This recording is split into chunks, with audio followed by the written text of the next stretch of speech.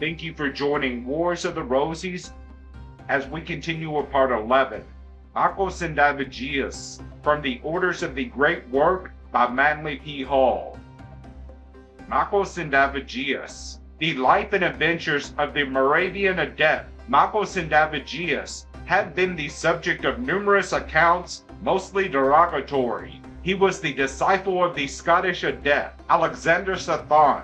The tragedy of Sethon's life indicates clearly why it was necessary for the alchemical philosophers to circulate their doctrines with extreme secrecy. He was imprisoned by Christian II, the Elector of Saxony, and subjected to every torture that covetousness and cruelty could suggest. He was pierced with pointed iron, scorched with molten lead, burned with fire, beaten with rods, and racked from head to foot. Yet his constant state never forsook him, and he refused to betray his God-given knowledge. Sendivogius, learning of Sethon's plight, sold his house to raise the money necessary, and settled himself in Dresden in the vicinity of the prison. Gaining the favor of several officers with gifts and bribes, he was able to release Sethon and carried him from the prison in his arms, for the older man was unable to walk. They escaped in a post-chaise. On his deathbed 2 years later, Sethon revealed his knowledge to Sendivogius and presented his rescuer with a certain amount of the powder of transmutation.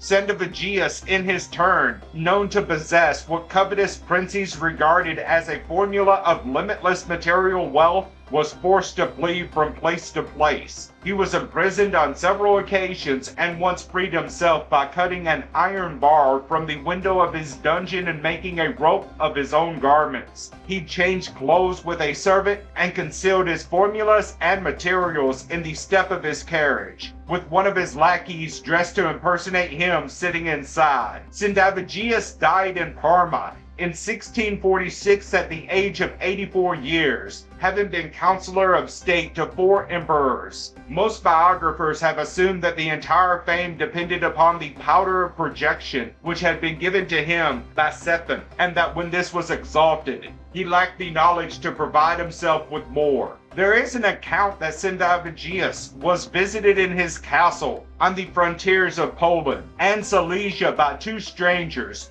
one young and the other old. They presented him with a letter bearing 12 seals. At length, persuaded to open the letter, he learned that they were a deputation from the Society of the Rosy Cross, which wished to initiate him. He is said to have declined the invitation, but the report is incomplete and in the light of other matters. The popular opinion may require revision. When Elias the artist recommended to Helvetius that he should study the works of Sendivogius, it seems strange that the writing of this highly controversial character should have been so emphasized. Perhaps there is more than this that meets the eye. In the manuscript collection of Dr. Sigismund Backstorm includes letters of Sendivogius to the Rosicrucian Society. We are not able to learn that this remarkable correspondence has ever been published. Dr. Backstorm notes that he secured access to a manuscript copy of these letters, which had been made by Dr. Sibley in 1791. Ebenezer Sibley gained some reputation as an astrologer and dabbled extensively in transcendentalism,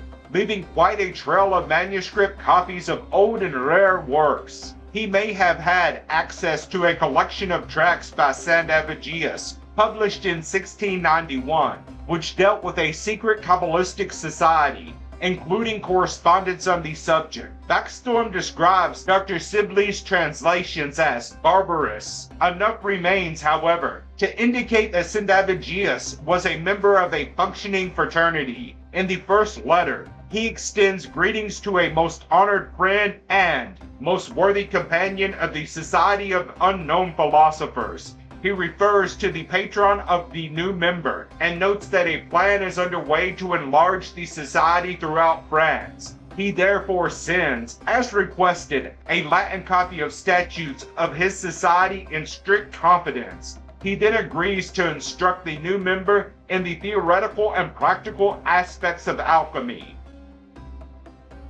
There are, in all, 54 letters, dated between February 7, 1646 and January 16, 1646 through 1647. They were all written from Brussels, apparently in the last year of the life of Sendivogius. At the conclusion is a short section entitled, "The Hieroglyphic Seal of the Society of Unknown Philosophers." This is accompanied by 4 circular figures, which are nothing more than exact copies of the designs appearing in early editions of Jacob Wemer's writings. There is nothing to indicate the authority by which Backstorm includes these symbols. We shall later have further reference to the Society of the Unknown Philosophers, which was once of the early forms of the Royal Society. In his correspondence, Robert Boyle mentions this Society of Unknown Philosophers, whose meetings he was invited to attend.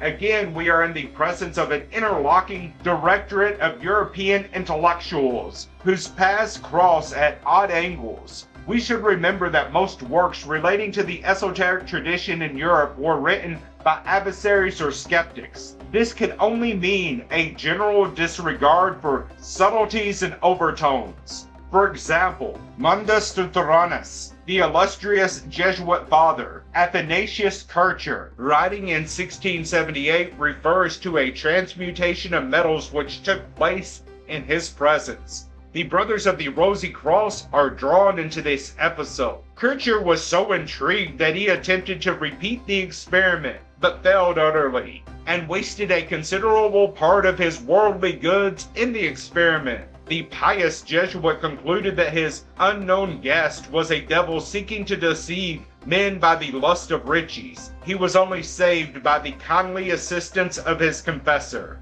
An anonymous alchemist, who was called the Adept Merchant of Lubeck, performed a transmutation before Gustavus Adolphus, King of Sweden, in Pomerania about the year 1620. The gold so produced was coined in metals, bearing the king's effigy, with Mercury and Venus on the reverse. The adept merchant did not appear rich, and he engaged in no business which brought him a profit. Yet a great fortune was found in his house after his death.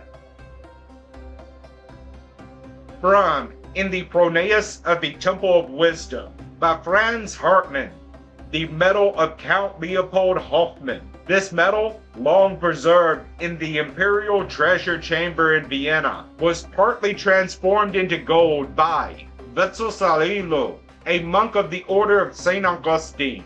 About 1/3 of the upper part of the medal remained silver, and the notches in the edge were made in 1883 to test the metals. In the early years of the 18th century, a gentleman presented himself to the King of Persia at Berlin and promised to communicate the secret of the transmutating of metals. The king desired to see proof, and the operation was performed in his presence with all precautions against imposition. The projection was completely successful. A transmutation took place at Dresden before Frederick Augusta, about the year 1715. An apothecary's apprentice had befriended a sick and unknown traveler. This wandering adept, out of gratitude, gave the youth a small amount of the powder of projection to ensure his future security. The vanity of the apprentice nearly cost him his life, but he escaped death by professing the secret of making a Delftware equal to China. The amateur alchemist succeeded and laid the foundation of the famous Dresden manufactories. Thank you for watching, and please don't forget to share, like, subscribe, and comment. And if you can, please consider donating to Wars of the Rosies. Links to PayPal and Patreon are in the description. Thank you so very much.